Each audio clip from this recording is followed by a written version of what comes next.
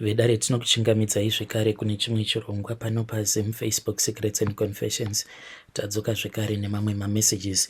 Reketsai tibva tapinda mumamessages edu atadzoka takakubatirai. Meseji yedu yekutanga yakamira sekudai so: hanzi makadi zvenyu mukoma, ndinokumbirawo kuti muge muchindiposterawo nyaya yangu makavikawo chitupa changu. Inini ndiri mudzimai, ndine makore 35 years ekuberekwa. Can you please post my own story? Ndikuraramawo ndiri munyika yavatorwa. So we grew up in a village kumberengwa uko. Amai vangu ivo vainge vari muroi, and being a daughter of a woman ainge ari muroi, it was very hard. Handidi kana kukunyeperai. Saka sezvo amai vangu vainge vari muroi, tainge tisina kana choice in life. Tainge tisingatendedzwi kuti tinge tienda kuchurch, uye zvekare amai vangu ivo vainge vakabata destiny yedu kuti dzvi.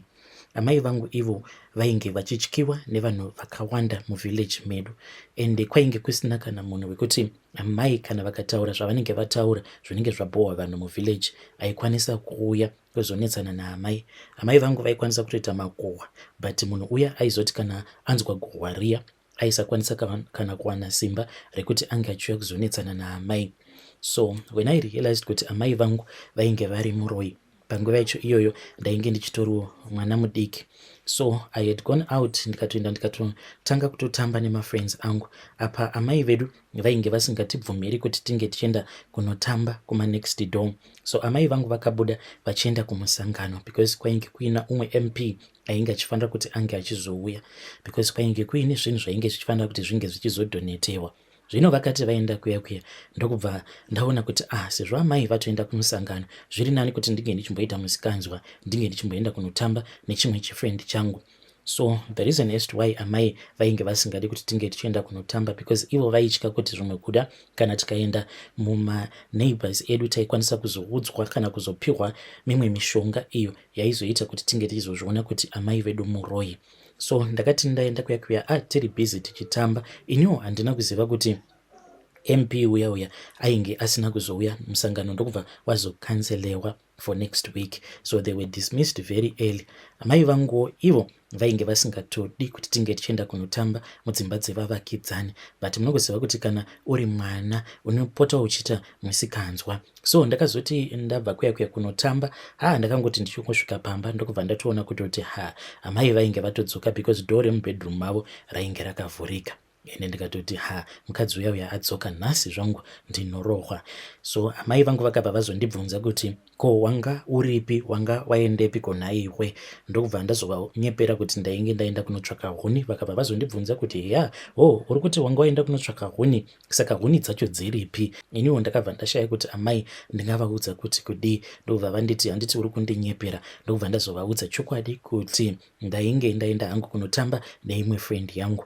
Ndokubva vazondibvunza zita refriend yangu, ndokubva ndazovaudza zita refriend yangu. Nanhasi uno ndichiri kuzama kuti ndinge ndichimunamatira shamwari yangu, because iye unfortunately asati akwanisa kuitawo mwana, and what pains me is that she is barren, but not kana ndikataura naye paWhatsApp. So ndikamuti ko tadii tamboenda pafasting and prayer, zvimwe kuda something can happen, unokwanisawo kuzoita pregnant, but iye manje haadi. She does not believe in God. Inini naye we only communicate on WhatsApp. Saka handizivi kuti ndinofanira kuti ndinge ndichimuudza chokwadi changu here, kuti iye akaiswa chituko pamusoro peupenyu hwake naamai vangu. Uye zvekare ndinotya kuti kana ndikamuudza kuti wakaiswa chituko pamusoro peupenyu hwako naamai vangu, ndokusaka ndichida kuti tinge tichinamata. I fear for my mother's safety. Ivo amai vangu hatichatombotaudzani, we don't talk to each other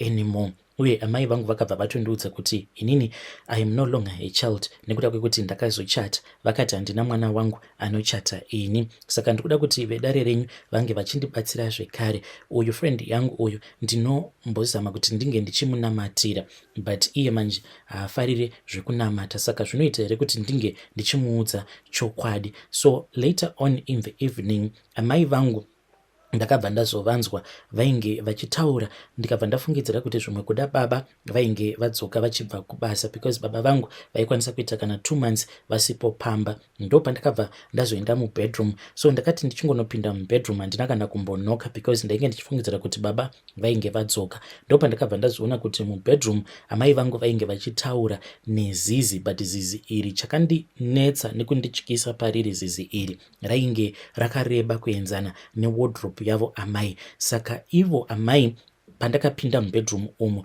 ivo havana kundiona kana kunzwa kuti pane munhu ainge apinda mubedroom mavo. Ndo pandakavanzwa vachisa chituko pamusoro pefriend yangu, vainge vachiti iwe Rudo, not a real name, iwe Rudo uchafa usina mwana iwe, zamu rako iri iwe Rudo harimbofi rakayamwisa mwana, wazvinzwa here iwe Rudo. Saka shiri iya inoita sekunge ndiyo yakabva yazovaudza kuti mwana wako apinda, because vakangoti vachingocheuka kudai shiri iya yakabva yangobhururuka, ndokubva yaita kashiri kadiki diki, ndokubva yatobhururuka ikabva yatobuda panze, ndokubva yatoenda. Amai vangu vakabva vatanga kuseka paya. Amai vangu vakati vaseka paya vakabva vazondiudza kuti naivowo vainge vachida kuti neniwo ndinge ndichizoitawo masimba seavainge vainawo. Amai vangu vainge vasingori muroyi chete, but ndinotorangarira kutoti pamba pedu painge pachitouya n'anga dzainge dzichitobva kumaguta akasiyana siyana dzichiuya kuzosimbiswa naamai vangu.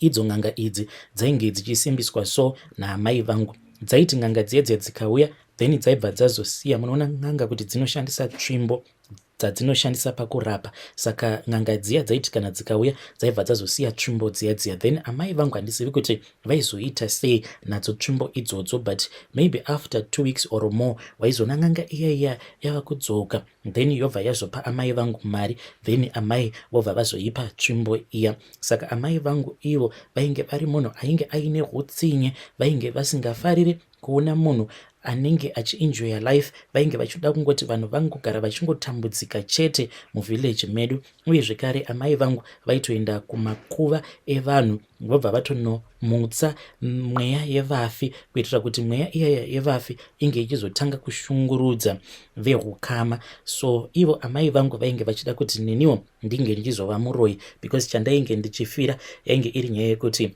ndainge ndakapiwa zita raamai gogo vakabereka amai vangu. So amai vangu vaingoramba vachingondiudza kuti vainge vachida kuti ndinge ndichizova shamwari yavo yehusiku. Saka I knew what she meant ipapo pavainge vachiti vainge vachida kuti ndinge ndichizova shamwari yavo yehusiku. But inini manje mumwoyo wangu I was someone wekuti ndaingogara ndine mwoyo wekungoda kungobatsira vanhu. All that I wanted was to be good. Uye zvekare ndainge ndichidawo kuti ndinge ndichizoita break free from these chains of the devil, but it was not easy, especially to live under a roof, because dzimwe nguva so taikwanisa kuti takangogara amai vangu vaitanga kungotaura nezvinhu kana kuti vanhu vatinenge tisingaoni. So as a child it was really traumatic uchinzwa amai vako vachinetsana nemweya wemufi. Maybe munhu uyauya anenge auya kuna amai vangu achivabvunza kuti ko wakandiurayirei. So you can just imagine kuti mushure mekunge wanzwa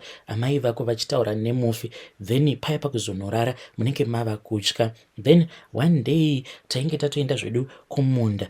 Pandakazodzoka manje ndo pandakabva ndazoona kuti amai vangu ivo vainge vatori busy vachitoita bonde nehanzvadzi yangu, the first born in our family. Ivo ndivo vainge vari pamusoro vachitoita bonde nehanzvadzi yangu. Iyo hanzvadzi yangu vainge vakangoita zvekungoburitsa sikarudzi yake, vakangovhura zipi chete, but ivo vainge vatori totally naked. Saka hanzvadzi yangu uyu aigara achingocomplaina achingoti kana akangorara masikati so then aibva arota amai vachiuya kwaari vobva vaita bonde naye. And iye aigara achingoti kana ndikangorara masikati pandinomuka ndinobva ndatoona kutoti sikarudzi yangu uye zvekare zip retrousers yangu rinenge rakavhurwa, ndotoona kutoti ndinenge ndatozvitotesa rume huchitobuda. So ivo amai vangu ndichiona zvose izvi zvandakaona yainge iri nyaya yekuti vainge vachida kuti ndinge ndichizviona manje kuti ivo muroyi, uye vainge vachitozama kutondidzidzisa kuti chii chinonzi uroyi,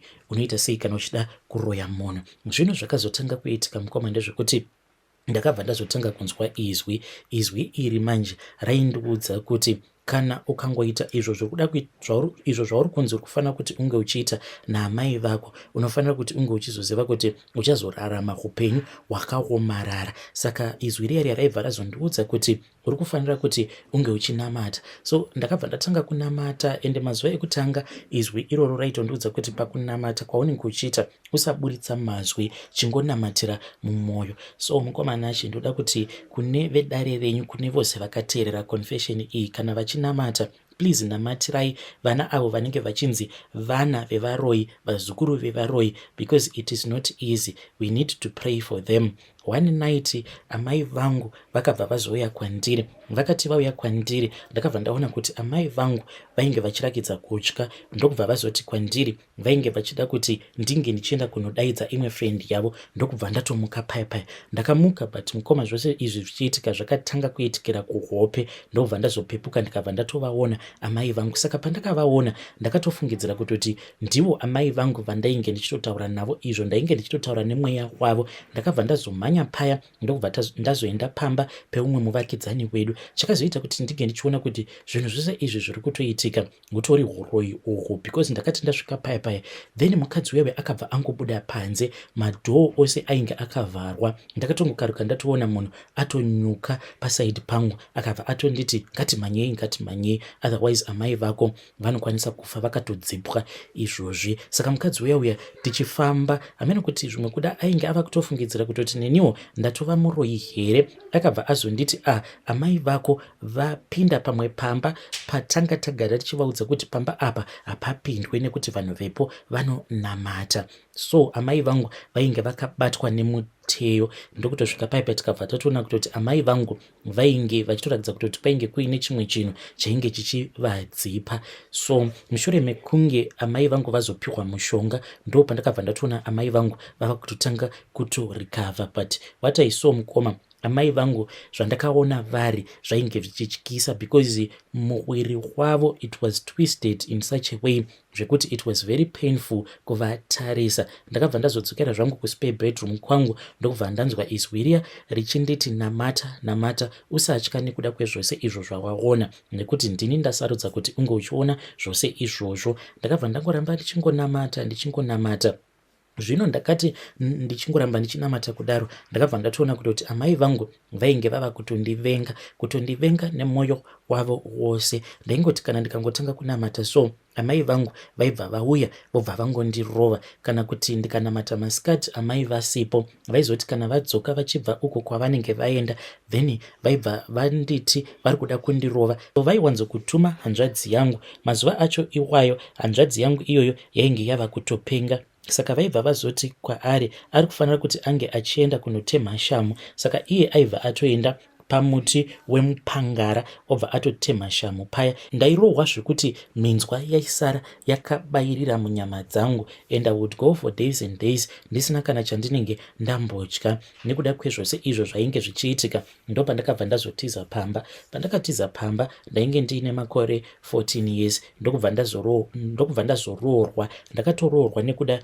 kwedesperation. Apa murume uyu akandiroora ainge atori mukuru kwandiri, ende iye ainge asingandibvumidzi zvekare kuti ndinge ndichinamata. Ndokubva ndazoita pamuviri pekutanga pakabva, pamuviri pechinhamba 2 ndokubva pabva. Ndakati ndigerepo pamba pemurume uya I lost 4 pregnancies. And each and every time ndaiti paya pandinenge ndabatira pamuviri ndaibva ndazotanga kurota. Ndaitorota ndiri mubedroom maamai vangu, ivo vanenge vaine imwe hari yavo. Amai vangu vane chimwe chihari chavo chakaita chidikiso chebrown. Saka ndaibva ndazovarota amai vangu vakabata chihari chechiya vachimixa zvavanenge vachimixa, vachiita sekunge vanenge vachikuya chimwe chinhu chinenge chirimo muhari muya. Zvino vaiti kana vapedza kudaro ndopavaibva vazonongedzera dumbu rangu. Then ndobva ndatotanga kutonzwa kutoti mwana uyu ari kutofamba, ava kutobuda. Then makuseni pandinozomuka ndaibva ndatoona kutoti ko zvandava kutobleeda,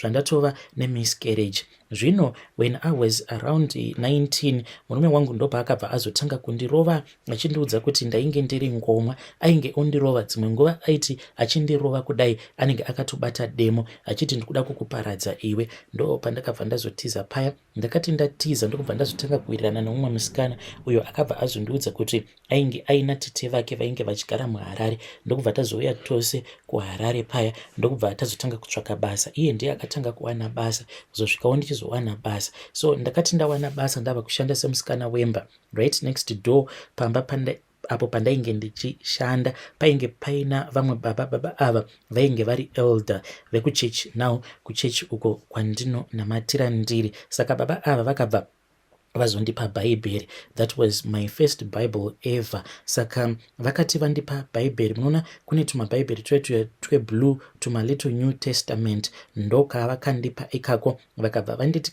bhaibheri iri randakupa handisoda kuti unge uchizorakidza mabosses ako, uri kufanira kuti unge uchizoriviga kana uri wega ndopaunenge uchingoriverenga, wazvinzwa here? So ndakabva ndazoritora bhaibheri riya apa pose apa like ndichiri kukura ndaingogara ndiine shuviro yekuti dai ndakwanisawo kuwanawo bhaibheri, dai ndakwanisa kuwana bhaibheri, but mari chaiyo yekuti ndinge ndichikwanisa kutenga bhaibheri ndainge ndisingambokwanise kuiwana. Saka ndakabva ndafara paya mushure mekunge ndapiwa bhaibheri riya.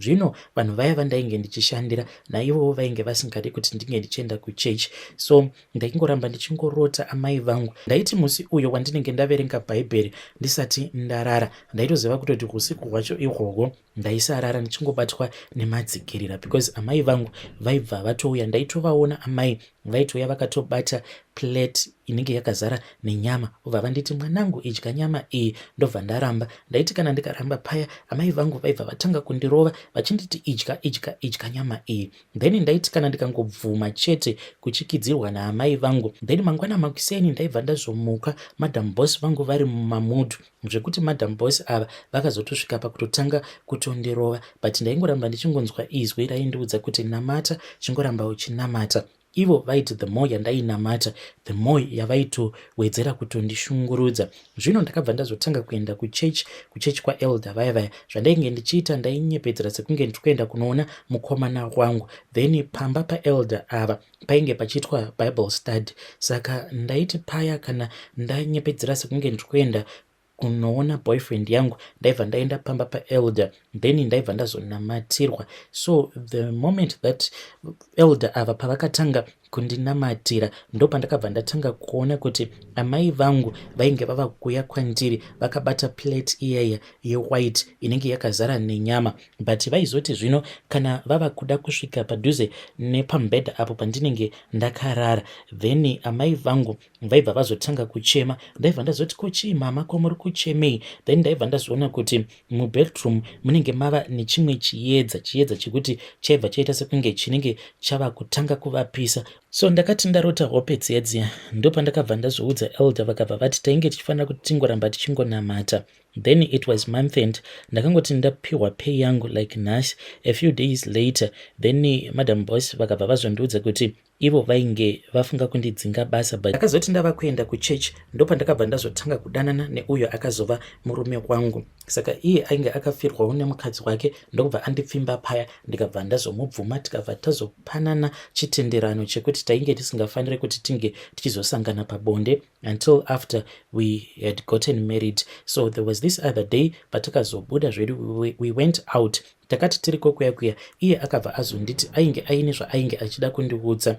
Akabva azondiudza kuti iye as a man he expected kuti sikarudzi yake pano nepapo inge ichizomboitawo ichirakidza kuti isikarudzi yemunhu ane utano. Saka I could not understand, but ndokubva aramba achingondiudza kuti sikarudzi yangu baby haichafunctioni. Udzamara ndazokwanisa kunzwisisa kuti ainge achida kuzama kuti kudii. So akabva anditi kubva zvaainge akatanga kundichiva ndo paakatanga kuona kuti sikarudzi yake haisisina simba. saka ipapo paakandiudza kuti there was something that was wrong with him, ndakatongozviudza kutoti murume uyu I think kuti ari kuda kutongorara neni. But ndakazoti ndava kumba when I was praying, ndo pandakabva ndazoheva a revelation, ndikabva ndazoudzwa kuti amai vangu kumusha, she had started building an altar, and ivo vainge vachiziva kuti she cannot stop this man from marrying me. Saka vainge vachida kuti even if I was going to get married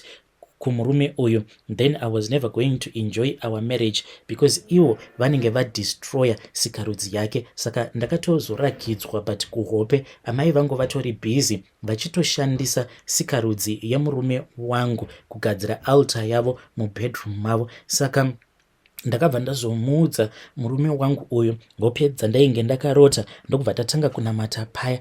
It was very funny mukoma. Ndaiti ndava kuda kunonamata kudai, ndaitombotanga ndaseka kuti ya zvakaoma. Saka apa ndava kutonamatira sikarudzi yeboyfriend yangu kuti Mwari ipeiwo simba. Saka taingoramba zvedu tichingonamata until we got married. Zvino kuti ndinge ndichienda kunobvisirwa mari, amai vangu vakambotanga varamba, but ndokubva vazobvuma. Asi nanhasi uno chinondirwadza ndechekuti amai vangu mari yangu vakaramba kuidya, because ivo vakangoti handingarambidzi mwana wevanhu kuti ange achizoroorwa. But hama dzaamai vangu dzakabva dzati zvainge zvisina basa, huyai munge muchiroora muzukuru wedu. Ndokubva ndazoroorwa paya, but ivo amai pavakapiwa yavo mari vakabva varamba kuigamuchira mari iyoyo, ndokubva yazotorwa nanasekuru hanzvadzi dzaamai vangu. So mushure mekunge tachata ini nemurume wangu, we stayed for 4 good years, no mwana no what. But ndakazoti ndabatira pamuviri, the day that I knew kuti ndainge ndabatira pamuviri ndainge ndiine flu, ndokubva ndazoti flu iyi iri kuramba kupora, I must go to the clinic. Ndokubva ndazoenda kuclinic, ndikabva ndazoudzwa kuti ndainge ndiine pamuviri. The moment that I heard kuti I was pregnant, I rejoiced. Ndakazoti ndava kufamba ndichidzoka kubva kuclinic ndichidzoka kumba, ndo pandakabva ndazoona chamupupuri ichi mukoma chainge chitoita sekunge chainge chichitokontrolewa nevanhu, zvekutoti vamwe vanhu vainge vachiona zvose zvainge zvichiitika ipapo vakatotanga kutoti munhu uyu ane shavi renjuzu, because chamupupuri chechiya chaingoramba chingonditevera. But inini ndakabva ndatoziva kutoti chamupupuri ichi yainge isiri njuzu, but vainge vari amai vangu vainge vakanditsamwira kuti ndainge ndabatira pamuviri. So ndakabva ndazoudza murume wangu kuti ndainge ndine pamuviri, ndokubva tatanga kunamata. Iye hake haana nungo dzekutsanya,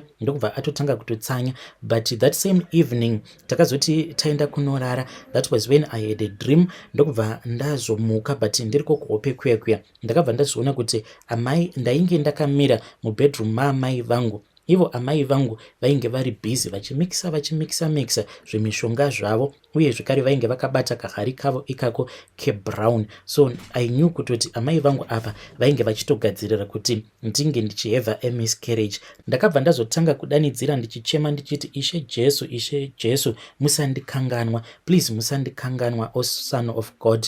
Ndokubva ndazomuka paya. But chakandishamisa ndechikuti ndakati ndichinomuka ndokubva ndatoona kutoti murume wangu iye ainge akatopfugama. Ndokubva ndazomubvunza kuti ko muri kunamata, ko chii chaiitika? Iye ndokubva azondiudza kuti iyewo paakamuka akabva aona kutoti ndainge ndichitoita sekunge munhu ainge achimanifesta. Akabva ati akandiona ndiri busy ndichidzvanya dumbu rangu ndichiita sekunge ndainge ndichida kusvina mwana uya ainge achikura ari muchibereko mangu, ndichida kumusvina kuti ange achibuda kubva muchibereko. Saka iye anoti akabva atongoona kutoti zvinhu zvava kuitika apa, he was supposed to pray for me. Ndokubva ndamuka paya, ndokubva tatanga kunamata. Zvino mukoma takati tapedza kunamata, that same night ndakazoti ndabatwa zvekare nehope, ndopandakabva ndazoona kuti ndainge ndava mubedroom zvekare maamai vangu. So ivo amai vangu vakazoti vatendeuka, but ndakatoona kutoti vainge vasina confidence iya, because vakati vakabata hari yavo, then ndikatoona kutoti vainge vachitodedera vachita kubvunda kudai. Saka vakabva vazoti vainge vachida mwana, vachitodanidzira vachiti ndoda mwana iyeye. But ndikabva ndazoona kutoti kune umwe murume uyo akazouya, ndokubva azomira pakati pavo amai vangu neni. Amai vangu ndokubva vatanga kuridza mhere, vakabva vabuda dhoo vachitiza. Ndakazoti ndamuka paya, ndokubva ndazoudza ndakazoti ndamuka paya ndokubva ndazoudza murume wangu, takazoenda kuchechi ndokubva tazoudza mufundisi zvose zvainge zvakaitika. Then we celebrated, but mumwoyo mangu there was so much pain. Tikabva tazoudzwa navamufundisi kuti vainge vapiwawo revelation mushure mekunge tambotumidzira amai vangu grocery, because amai vangu tainge tichivatumidzira magroceries vachitomagamuchira vachitotenda paya.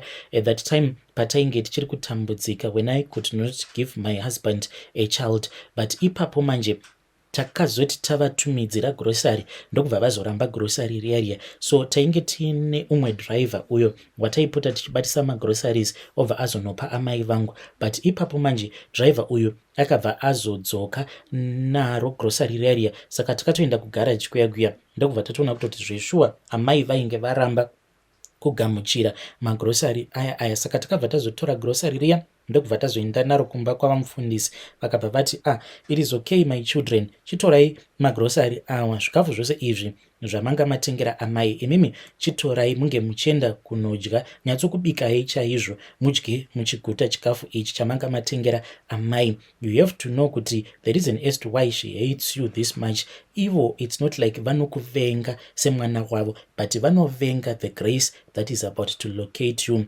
So we tried kuvanamatira ivo amai, but ipapo vamufundisi vakabva vazoti vainge vapiwa revelation yekuti we were not supposed to focus on my mother anymore, but we were supposed to focus on my sibling. So vose vakabva vazongouya vakangotiza pamba, like bhodhi vangu, the first born in our family, ivo vainge vachitongorwara nepfungwa, but all of a sudden vakabva vangobva pamba. Ende nanhasi uno tinogara tichivabvunza kuti asi nhai mukoma, ko chii chakaitika? Like ipapo pamakazobva kumba muchizoya kuHarare, mari yacho makaiwana kupi? Kana ivo vanototi havatozivi. At that time vakabva vazouya ndokubva tazotanga kugara navo, ndokubva tazotanga kuenda navo kuchechi, kuzotosvika vatova right zvokutoti nyange izvezvizvi kana mukavaona you will never believe it kuti uyu ndiye munhu ainge achitomborara naamai vake, ende iko zvinozvi vatova nemhuri yavo ivo mukoma vangu ava. Saka ndinodawo kungokurudzirawo vamwe kuti tinofanira kuti tingoramba tichingonamata. I know kuti mamwe masituations vamwe vangu amunenge makatarisana nawo anenge akatosiyana nesituation iyi yandainge ndakatarisana nayo, but I encourage everyone to pray. Hei vedare ndo message iyo yandakatumidzirwa ichibva kuna vahanzvadzi vedu. Zvakangoma hazvo vedu we, ngatizamei kuti tinge tichitaura navo vahanzvadzi vedu ava mucomment section. Saka mubvunzo wavo unoti, hanzi ndine shamwari yangu uyo ari kuBulawayo akaiswa chituko pamusoro peupenyu hwake naamai vangu, hanzi ndodii, ndomuudza chokwadi here? Because iye hanzi zvekutonamata hatozvifariri. Saka hanzi ndinombofunga kuti kana ndikamuudza chokwadi maybe zvinobva zvazoita kuti ange achizodawo kutanga kunamata, but hanzi ndinotya kuti kana ndikamuudza chokwadi maybe anokwanisa kuzoita zvimwe zvinhu zvekuti I will regret because I still love my mother. Hey, ngatitaurei navo vahanzvadzi vedu ava mucomment section.